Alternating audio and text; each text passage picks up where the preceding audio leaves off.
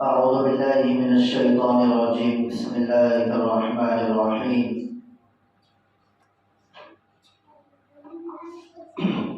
كنتم خير أمة أخرجت للناس تأمرون بالمعروف وتنهون عن المنكر وتؤمنون بالله. صدق الله العظيم.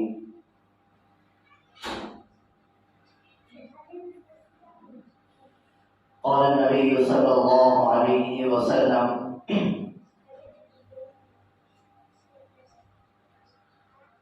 فليبلغ الشاهد على الغائب، أو كما قال صلى الله عليه وسلم. اللهم صل على محمد وعلى آل محمد وبارك وسلم. اللهم صل على محمد وعلى آل محمد وبارك وسلم. اللهم صل على محمد وعلى آل محمد وبارك وسلم.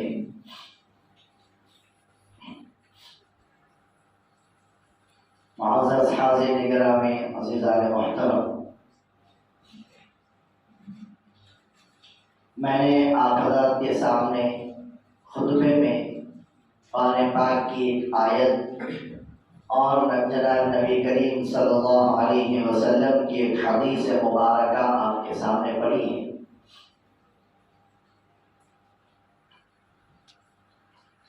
اس آیت کے اندر اور اس حدیث کے اندر اللہ تعالیٰ نے اور نبی کریم صلی اللہ علیہ وسلم نے ہم کو یہ بتلایا ہے، اور قیامت تک آنے والے ہمارے تمام انسانوں کو اللہ تعالیٰ نے اور نبی کریم صلی اللہ علیہ وسلم نے یہ بتلایا ہے کہ اللہ نے ہم کو دنیا میں کیوں بھیجا ہے۔ اللہ نے ہم کو انسان بنا کر کیوں بھیجا ہے، اللہ تعالیٰ اس کو بتا رہے ہیں۔ اللہ تعالیٰ کی قدرت میں اللہ کس کو انسان بنائے، کس کو جانور بنائے، کیسا بنائے، کہاں بنائے، سب اللہ کے اختیار میں ہے۔ اگر اللہ چاہتا تو ہمیں انسان نہ بنا کر کوئی جانور بنا دیتا، اگر اللہ چاہتا تو ہمیں انسان نہ بنا کر کوئی پرندہ بنا دیتا، اگر اللہ چاہتے تو ہمیں انسان نہ بنا کر جو ہے کوئی مچھلی وغیرہ پانی کا کوئی جانور بنا دیتا۔ ہمارے پاس طاقت نہیں ہے کہ بندہ سے پوچھ سکے کہ اللہ آپ نے ہمیں مچھلی کیوں بنایا، نہ شیر کے پاس اتنی طاقت ہے کہ بندہ سے پوچھے کہ اللہ آپ نے مجھے شیر کیوں بنایا۔ تو اللہ کی مرضی ہے، ہم اللہ کے مخلوق ہیں، اللہ جس کو جیسا چاہے جہاں چاہے بنا دے۔ اور نہ ہمارے پاس اتنی طاقت ہے کہ اللہ تعالیٰ سے پوچھے کہ اللہ آپ نے ہمیں اندھا کیوں پیدا کیا، نہ ہمارے پاس اتنی طاقت ہے اور اللہ سے پوچھے کہ اللہ آپ نے مجھے لگا کیوں پیدا کیا۔ وہ اللہ کے اختیار میں ہے وہ چیز۔ تو اللہ نے ہمیں، اللہ کو اختیار تھا، ہمیں کچھ بھی بنا سکتے تھے اللہ، لیکن اللہ نے ہم کو انسان بنایا۔ تو کوئی نہ کوئی وجہ ہوگی جو اللہ نے ہم کو انسان بنایا ہے، خالی ایسے ہی نہیں بنایا۔ چنانچہ قرآن کریم ایک اور جگہ اللہ نے فرمایا کہ میں نے اپنی مخلوقات کو جو ہے بیکار پیدا نہیں کیا۔ ہر مخلوق، میری ہر مخلوق کسی نہ کسی کام کے لیے پیدا ہوئی ہے، چاہے وہ انسان ہو، جنگل میں رہنے والا شیر ہو، یا آسمانوں میں اڑنے والے پرندے ہوں، یا زمین کے اندر رہنے والے کیڑے ہوں، یا پانی کے اندر رہنے والی مچھلیاں ہوں۔ کوئی بھی چیز اللہ کی، کوئی بھی مخلوق اللہ نے بیکار پیدا نہیں کی۔ ہر ایک کا کچھ نہ کچھ فائدہ، کچھ نہ کچھ مقصد ہے اللہ کو پیدا کرنے کا۔ کسی نہ کسی مقصد کے تحت اللہ تعالیٰ نے اپنے مخلوق کو پیدا کیا ہے۔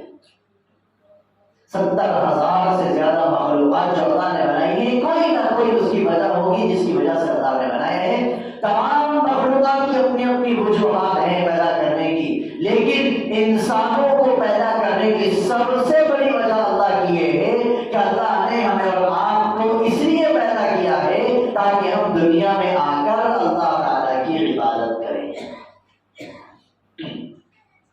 اللہ نے ہمیں اور آپ کو انسان اس لیے بنایا ہے تاکہ ہم جو ہے دنیا میں رہ کر اللہ کو خوش کرنے والے کام کریں، اللہ کو راضی کرنے والے کام کریں، خود بھی کریں اور دوسروں کو کرنے کی ترغیب دیں۔ خود بھی نماز کے لیے آئے اور دوسروں کو بھی نماز کی طرف دعوت دے۔ خود بھی قرآن کریم پڑھے اور دوسروں کو بھی قرآن کریم پڑھنے کی دعوت دے. اس مقصد کے لیے اللہ نے ہم کو دنیا میں بھیجا ہے. اور ایک بات بالکل پتے کی یہ ہے، جس چیز کو جس کام کے لیے بنایا جاتا ہے اس چیز کو اس کام میں لگاؤ تو وہ چیز کامیاب ہے اور درست خراب ہو جاتی ہے. مثال کے طور پہ ہم نے بائک خریدی، بائک کا کام ہے وہ ہمیں لے کر جاتی ہے ایک راستے سے دوسرے منزل تک. اگر ہم نے بائک خریدی اور اس کو چلا نہیں رہے ہیں بلکہ جو ہے خرید کے ہم نے اس کو گھر کے اندر کھڑا کر دیا، سال 2 سال 3 سال 4 سال اس کا انجن بھی بن جاتا، اس کی جو ہے ٹائر بھی گل جاتی، اس کی باڈی بھی جاتی. کیوں؟ اس لیے کہ ہم نے بائک کو اس کی جگہ پہ استعمال نہیں کیا. بائک کے اندر پیٹرول ڈالا جاتا ہے، پیٹرول سے چلتی ہے بائک. اگر ہم نے غلطی سے پیٹرول کی بجائے ڈیزل ڈال دیا تو بائک کا پورا انجن ختم ہو جاتا، بڑھ جاتا، سیکنڈ میں بڑھ جاتا. کیوں؟ اس لیے کہ بائک کا جو انجن ہے وہ انجن جو ہے پیٹرول والا ہے، ڈیزل کا نہیں ہے. اگر ہم اس کے اندر ڈیزل ڈالیں گے تو اس کا انجن بڑھ جائے گا. اسی طرح سے اللہ نے ہم کو بھی ایک کام کے لیے پیدا کیا ہے.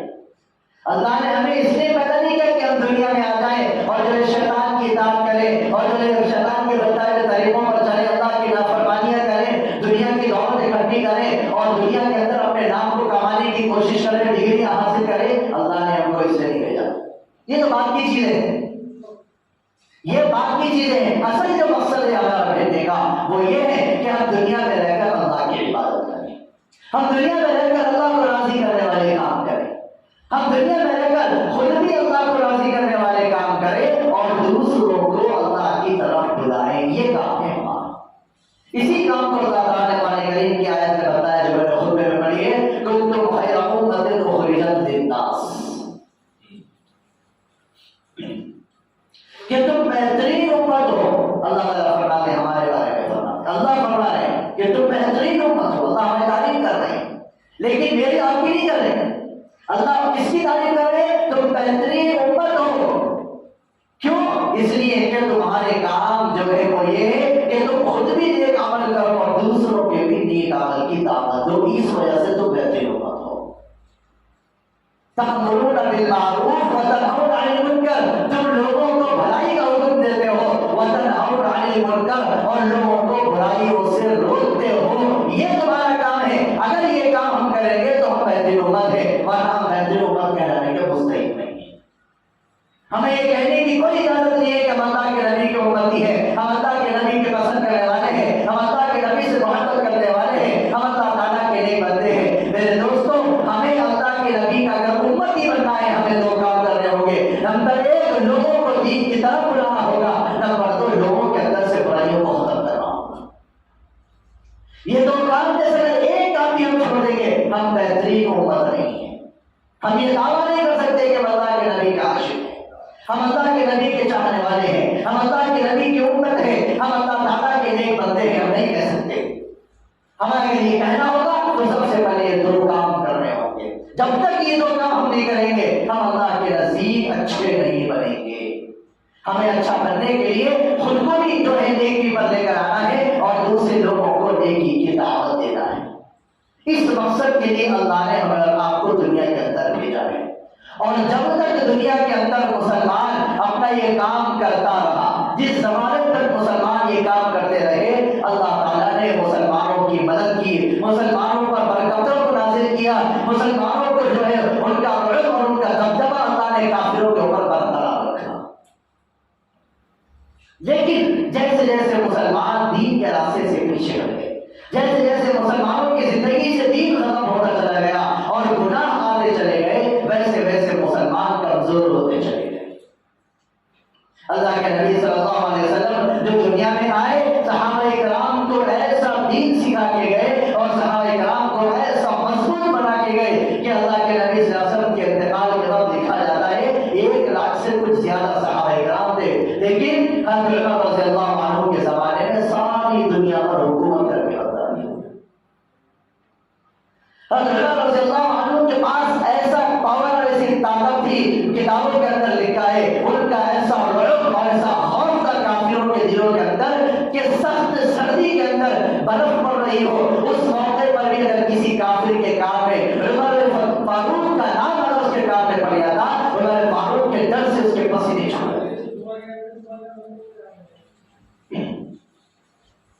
ایک عورت ملک شام سے چلتی ہوئی مدینہ منورہ پہنچی.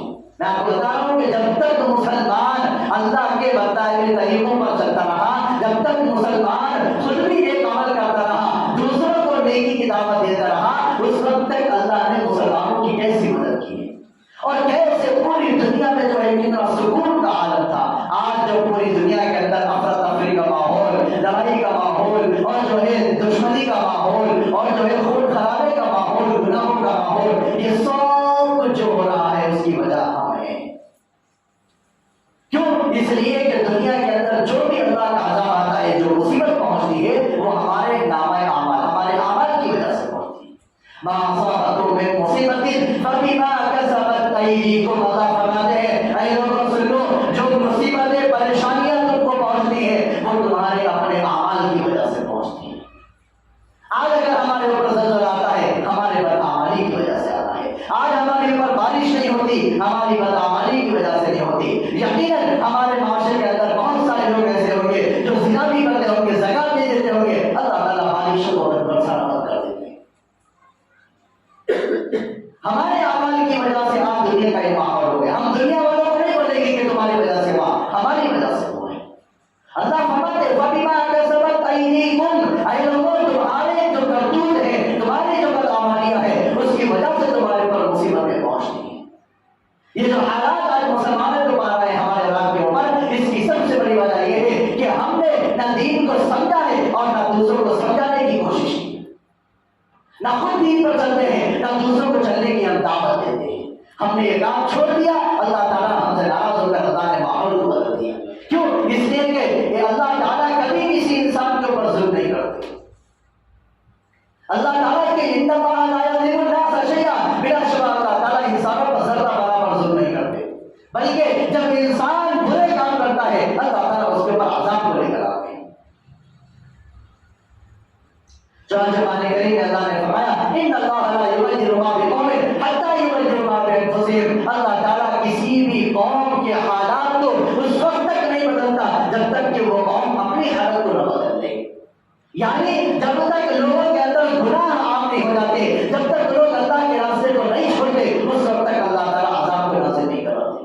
اور عذاب کا مطلب یہ نہیں ہے کہ آسمان سے پتھر برسنے لگے یا زمین سے جو ہے پانی بننے لگے. میرے دوستوں، بیماریوں کا ہونا، مصیبتوں کا ہونا، پریشانیوں کا ہونا، حادثے کا، ایکسیڈنٹس کا ہونا اور اسی طرح سے جو ہے بیماریوں کا پھیلنا، یہ سب چیزیں عذابوں کے اندر ہے. یہ سب عذاب کے اللہ تعالیٰ کے.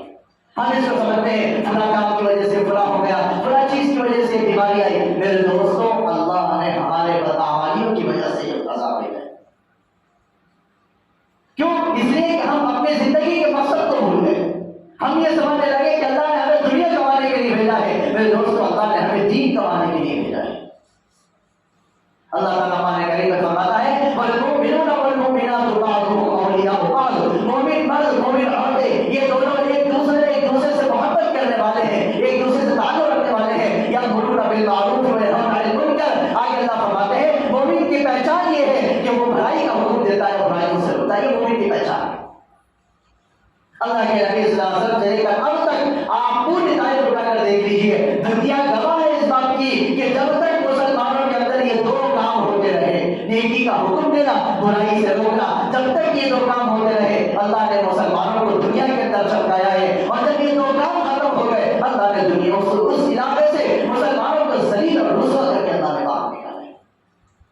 اسپین کا واقعہ دیکھ لیجیے جہاں پر 750 سال تک مسلمانوں نے حکومت کی، لیکن جب یہ دو کام ختم ہوئے اللہ تعالیٰ نے مسلمانوں کو ایسا قدر کر نکالا ہے کہ آج اس ملک کے اندر کوئی اللہ کا نام لینے والا موجود نہیں ہے. بڑی بڑی مسجدیں جہاں پر جو ہے کئی ہزار لوگوں کے مجمع لگتا تھا اور دین کی تعلیم حاصل کرتے تھے، وہ مسجدوں کو جو ہے عیسائیوں نے اپنے کلیسا سے اور اپنے چرچ بنا کر وہ مسجدوں کو ویران کر دیا. یہ سب کیوں کیا اللہ نے؟ اس لیے کہ مسلمان اپنے مقصد کو بھول گئے. میرے دوستوں، آج ہم بھی اپنے مقصد کو بھلا بیٹھے ہیں. اللہ نے ہمیں کیوں بھیجا دنیا کے اندر؟ ہم کسی سے پوچھیں بھائی تمہاری زندگی کا کیا مقصد ہے، وہ کہتا ہے کہ مجھے ڈاکٹر بننا ہے، مجھے انجینئر بننا ہے، مجھے جو ہے کمپنی کھولنا ہے، مجھے فلاں جگہ پر جو ہے دکان کھولنا ہے، وہاں پر کاروبار کرنا ہے. میرے دوستوں، کبھی کوئی یہ نہیں کہتا کہ مجھے عالم بننا ہے، حافظ بننا ہے، اللہ کا نیک بندہ بننا ہے، مجھے جنت کے لیے گھر بنانا ہے، مجھے جنت میں جو ہے اپنے لیے محل تعمیر کرنا ہے. کوئی اس بات کو بیان نہیں کرتا. باپ سے پوچھو کہ بھائی اپنے بچوں کے لیے کیا کر رہے ہیں آپ مستقبل کے لیے فیوچر کے لیے؟ باپ کہتا ہے میں نے فلاں جگہ جو ہے 200 گز زمین ہے اور ادھر کے اندر 400 گز زمین ہے میری، میں وہاں پر زمین لے کر رکھا ہوں تاکہ جب میرے بچے بڑے ہو جائیں گے وہاں پر گھر بنا کر زندگی ایسے گزاریں گے۔ یہ ہماری زندگی کا مقصد ہے، یہ ہمارا مقصد ہو گیا دنیا دنیا دنیا اور آخرت کو ہم بھلا رہے ہیں۔ بل تؤثرون الحیات الدنیا والآخرۃ خیر وابقیٰ۔ اللہ تعالیٰ فرماتے ہیں تم نے دنیا کی زندگی کو بڑھاوا دے دیا ہے اور آخرت کو بھلا بیٹھے ہیں، والآخرۃ خیر وابقیٰ۔ حالانکہ حقیقت یہ ہے کہ آخرت کی زندگی ہی باقی رہنے والی ہے، دنیا کی زندگی تو ختم ہو جانے والی ہے۔ میرے دوستوں ہمیں اپنے مقصد کو سمجھنا ہے۔ اللہ نے ہمیں مسلمان بنایا، انسان بنایا، کلمے والا بنایا، اللہ نے ہمیں نمازی بنایا، اللہ نے ہمیں توفیق دی مسجد میں آنے کی۔ اب ہمیں فکر یہ کرنا ہے کہ ہمارے جتنے بھائی یا پڑوسی یا رشتے دار جو مسجد کو نہیں آتے، جو نماز نہیں پڑھتے، جن کو کلمے تک نہیں پتہ ہے، ان تک کیسے پہنچے، کیسے ان کو جو ہے مسجد کے اندر لے کر آئے، کیسے جو ہے ان کو اللہ کے جو ہے اللہ کی بندہ کے طریقوں پر چلائیں، کیسے ان کے اندر اللہ کے نبی صلی اللہ علیہ وسلم کی سنتوں کو زندہ کریں۔ اس بات کی فکر کرنا ہے اور اس کو لے کر چلنا ہے، یہی ہمارا مقصد ہے۔ اسی مقصد کے لیے اللہ نے ہم کو بھیجا ہے۔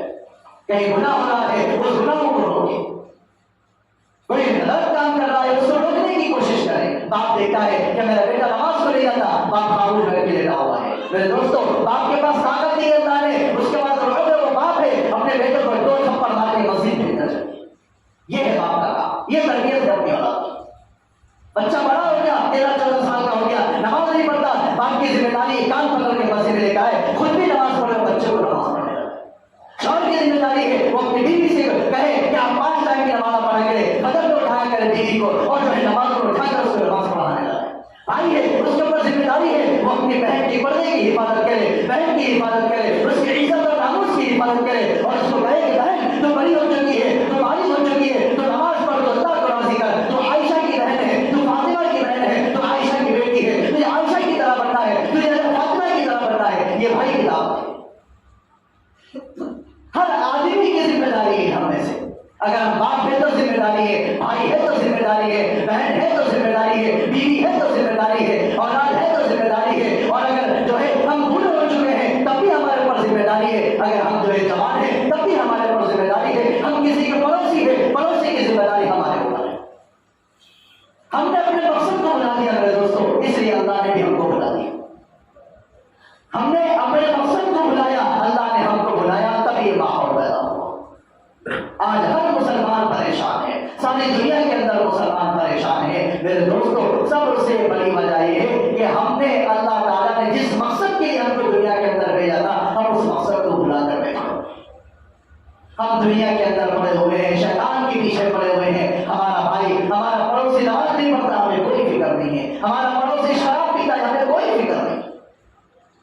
میرے دوستوں جن کو فکر ہے وہ کام کر کے جا رہے ہیں۔ ابھی کچھ دن پہلے نظام آباد کے اندر ایک جماعت آئی تھی، یوپی کے اس میں ایک ساتھی تھے، وہ جو ہے نظام آباد کی بات کر رہا ہوں میں آپ کو، کسی دوسرے شہروں کے اور علاقے کی بات نہیں کر رہا ہوں میں۔ نظام آباد کے اندر جماعت آئی تھی اور جو ہے ان کا کام یہ تھا کہ وہ جو ہے شراب کے جو اڈے ہوتے، جو شراب کی دکانیں وہاں کھڑے ہو جاتے تھے، اور جو بھی وہاں پر سب کو سلام کرتے تھے، جس نے سلام کا جواب دیا سمجھ جاؤ کہ وہ مسلمان ہے۔ جیسے ہی کوئی سلام کا جواب دیتا تھا شرابی فوراً اس کو پکڑ کے جو ہے وہیں بیٹھ کر اس کو دین کی دعوت دیتے تھے اور اس کو کھینچ کر مسجد میں لے کر آتے تھے۔ میرے دوستوں دعوت یا تنظیم وہ جماعت رہی ہے اور تنظیم کے اندر 42 شرابیوں کو وہ جو جماعت لے کے چلے گئے۔ کوئی کام مشکل نہیں ہے، اگر ہم جو ہے دین کی دعوت دیں گے، اگر ہم کسی کو نماز کے لیے کہیں گے تو ہم کو تھپڑ نہیں مارے گا۔ اللہ کے نبی صلی اللہ علیہ وسلم کو تو تھپڑ مارے گئے، اللہ کے نبی کے اوپر تو کیچڑ اچھالی گئی، اللہ کے نبی کے راستے میں کانٹے بچھائے گئے، اس کے باوجود بھی اللہ کے نبی صلی اللہ علیہ وسلم جو ہے نکلے اور لوگوں کو اللہ کی طرف بلایا۔ میرے دوستوں ہمارے ساتھ تو ایسا ماحول نہیں ہے، ہمارے ساتھ ایسی حالت نہیں ہے، پھر میرے دوستوں کیا وجہ ہے ہم خود بھی نماز نہیں پڑھتے اور اپنے گھر والوں کو نماز نہیں پڑھائے۔ سب سے بڑی چیز ہے نماز۔ اگر ہم نماز پڑھنے والے بن جائے دنیا کی پوری طاقت ہمارے قدموں میں آتی ہے۔ سب سے بڑی چیز ہے نماز۔ اللہ کے نبی صلی اللہ علیہ وسلم نے نماز کو مضبوط کرایا۔ نماز مسلمانوں کی سب سے بڑی عبادت ہے۔ اگر مسلمان نمازی بن گیا میرے دوستوں اللہ سے 100% مجھ کو یقین ہے، اگر ایک مسلمان نمازی بن جائے پوری جتنی بھی شریعت ہے پوری شریعت پر عمل کرنا آسان ہو جائے گا۔ اللہ کے نبی کی ہر سنت پر عمل میرے دوستوں ہمیں نماز نہیں چھوڑنی ہے، ہمیں نماز کسی صورت نہیں چھوڑنی ہے۔ میرے دوستوں گردن کر جائے لیکن نماز نہ چھوڑے۔ اللہ کے نبی صلی اللہ علیہ وسلم نے یہی بتایا صحابہ کرام کو، اللہ کے نبی نے یہی محنت کی۔ صحابہ کرام مسجد نبوی کے اندر ایسے دوڑ کے بھاگ کے آتے تھے جیسا کہ ہم جو ہے آج کل دیکھتے ہیں شادی خانوں کے اندر جیسے ہی دروازہ کھلتا ہے کھانا کھانے کا تو جیسے جو ہے لوگ کھانے کے لیے بھاگتے ہیں ایک دوسرے کو ڈھکل کے، اس طرح سے صحابہ کرام مسجد میں دوڑ کے آتے تھے۔ اور ہم اذان کی آواز سن کے مسجد سے واپس بھاگ جاتے ہیں مسجد کے پاس سے، ارے اذان ہو رہی مسجد میں جانا پڑتا، واپس بھاگ جاتے ہیں۔ میرے دوستوں اذان کی آواز سن کر شیطان بھاگتا ہے، مومن اذان کی آواز سن کے مسجد میں آتا ہے، یہ مومن کی پہچان ہے۔ اور شیطان اذان کی آواز سن کے بھاگتا ہے۔ میرے دوستوں جو اذان کی آواز سن کر بھاگ جائے وہ مومن نہیں ہو سکتا۔ مومن تو وہ ہے جو نماز کے لیے فوراً بھاگ کر آئے۔ آج ہماری زندگیوں میں نماز نہیں، آج ہماری زندگیوں میں دین نہیں، آج ہماری زندگیوں میں اللہ کے نبی کی سنتیں نہیں ہیں۔ آج ہمارے گھروں سے قرآن اڑ گیا، ہمارے گھروں سے دین کی تعلیم اڑ گئی، ہمارے گھروں سے اللہ کے نبی کی سنتیں اڑ گئی۔ میرے دوستوں ایک زمانہ یہ تھا مسلمانوں کی بستی کی پہچان تھی، جب کوئی اجنبی آدمی کوئی نیا آدمی کسی علاقے سے گزرتے وہ جب مسلمانوں کی بستی میں سے گزرتا اس کو پتا چل جاتا کہ یہ مسلمان کا گھر ہے۔ کیوں؟ اس لیے جب وہ گزرتا تو کسی گھر سے قرآن کی آواز آ رہی ہے، کسی گھر سے تلاوت کی آواز آ رہی ہے، کسی گھر سے اللہ کے نبی کی حدیث پڑھنے کی آواز آ رہی ہے، اور کسی گھر سے دین کی باتوں کی آواز آ رہی ہے۔ وہ آواز سن کے سمجھ جاتا تھا کہ یہ مسلمانوں کی بستی ہے، یہاں سے اللہ کی آواز آ رہی ہے۔ آج پورا معاملہ اس کا اپوزٹ ہو گیا۔ آج جس گھر سے گانوں کی آواز آ جائے، جس گھر سے جو ہے فلموں کی آواز آ جائے، سمجھ جاؤ کہ وہ مسلمانوں کا گھر ہے۔ اتنا برا ماحول بنا رکھا ہے۔ ہر گھر کے اندر گانے بجتے ہیں، ہر گھر کے اندر فلمیں دیکھی جاتی ہیں۔ اب تو موبائل ایسے آ گئے ہیں، ہر بچے کے ہاتھ میں موبائل چل گیا ہے۔ بچہ باپ سے ضد کرتا ہے ابا مجھے موبائل دلا دو، باپ موبائل دلاتا ہے۔ میرے دوستوں کبھی باپ نے یہ نہیں کہا بیٹا تو نماز پڑھ، تو 1 سال تک پابندی سے نماز پڑھے گا میں تجھ کو موبائل دلاؤں گا، یہ کبھی ہم نہیں کہیں گے۔ ہم یہ کہیں گے تو اچھا پڑھ لے، دیکھ باپ سے زیادہ تجھ کو موبائل دلاؤں گا۔ ہم بچے کو بچپن سے جو ہے دنیا کا شوق دلا رہے ہیں، یہی بچہ بڑا ہو کر دنیا دار بنتا ہے، اور جب بڑا ہو جاتا ہے اور جب شادی کے لائق ہو جاتا ہے، شادی ہونے کے بعد اپنے باپ کو لات مار کے باہر نکال دیتا ہے۔ کیوں؟ اس لیے کہ ہم نے اس کو بچپن میں دین نہیں سکھایا، ہم نے اس کو نہیں بتایا کہ ماں باپ کی کیا حقوق ہے، ہم نے اس کو نہیں بتایا کہ بہن کی کیا حقوق ہے۔ یہ بچہ بڑا ہو کر جب باپ کا انتقال ہوتا ہے اپنی بہن کے حصے کو میراث میں سے کھا جاتا ہے۔ کیوں کھا گیا؟ اس لیے کہ ہم نے اس کو زندگی میں نہیں بتایا کہ بیٹا یہ تمہاری بہن ہے، اس کا بھی میراث کرتا حصہ ہے۔ ہم نے کبھی اس کو نہیں بتایا کہ بیٹا یہ تمہاری ماں ہے، میں تمہارا باپ ہوں، اللہ نے میرا کیا مقام رکھا ہے، تمہارا کیا مقام رکھا ہے۔ ہم نے بچے کو دین کی بات بتایا نہیں، دین نہیں سکھایا۔ یہ بچہ بڑے ہو کر ہم کو لات مارتا ہے اور جو ہے گھر سے باہر نکال دیتا ہے۔ لہٰذا میرے دوستوں ہمیں اپنے مقصد کو سمجھنا ہے۔ اللہ نے ہمیں دنیا میں اس لیے پیدا کیا ہے ہم دین پر خود بھی چلیں اور دوسروں کو دین کی دعوت دیں، خود بھی گناہوں سے بچیں، دوسروں کو بھی گناہوں سے بچائیں۔ اسی مقصد کے لیے اللہ نے ہمیں آپ کو دنیا کے اندر پیدا کیا ہے۔ جب تک ہم اس مقصد کو کرتے رہیں گے، جب تک ہم یہ کام کرتے رہیں گے، اللہ کی مدد ہمارے ساتھ رہے گی۔ جس دن یہ کام چھوڑا اللہ تعالیٰ ہمارے پاس سے منہ پھیر کر گیا۔